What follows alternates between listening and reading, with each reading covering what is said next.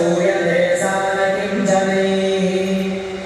इति देव्याः कीलकस्तोत्रं वेदोक्तं रात्रिसूक्तं रात्रिर्देवता गायत्री छन्दः देवी माहात्म्यपाठे विनियोगः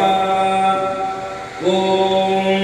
रात्रिव्यक्षदायते गोरुद्रा देव्या अक्षभिः विश्वाधिश्रियोधिता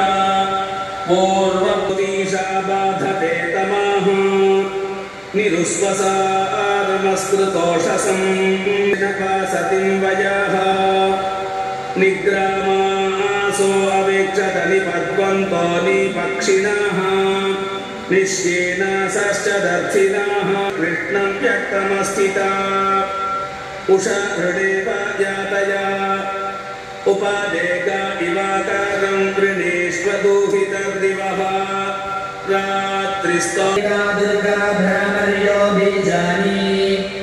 अग्निवायुसूर्ये श्री महाकाली महालक्ष्मी महासरस्वती देवता प्रीत्यर्थे जपे विनियोगः ॐ बाणभुषुण्डी परिगायुधा अङ्गुष्ठाभ्यां नमः ॐ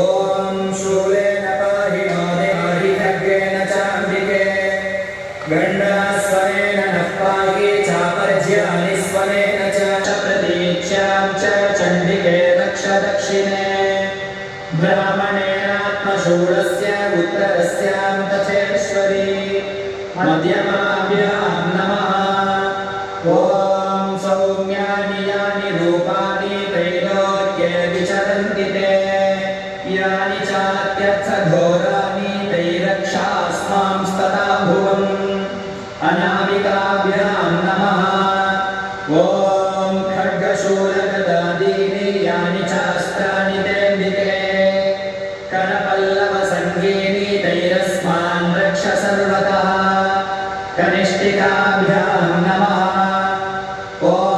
सर्वस्वरूपे सर्वेशे सर्वशक्तिसमन्विते भयेभ्यस्त्राहिनो देवी दुर्गे देवी नमोऽस्तु ते करतलकरपृष्ठाभ्यां नमः ॐ खड्गिनी शूलिनी घोरा शिरसे स्वाहा ॐ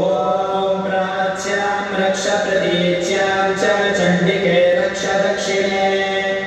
ब्राह्मणेनात्मशूलस्य उत्तरस्यां तथेश्वरी शिखायै वशके ॐ सौम्यानि यानि रूपाणि त्रैलोक्ये विचरन्ति ते यानि चात्यर्थघोराणि तैरक्षास्मांस्तथा भुवम् कवचाय हुम् ॐ खड्गशूलगदादीनि यानि चास्त्राणि तेऽम्बिके करपल्लवसङ्गीनि तैरस्मान् रक्ष सर्वतः नेत्रत्रयाय वौषक् ॐ सर्वस्वरूपे सर्वेशे सर्वशक्तिसमन्विते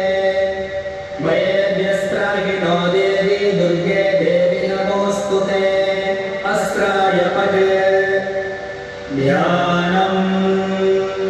विद्युद्दामसमप्रभां मृगपतिस्कन्धस्थितां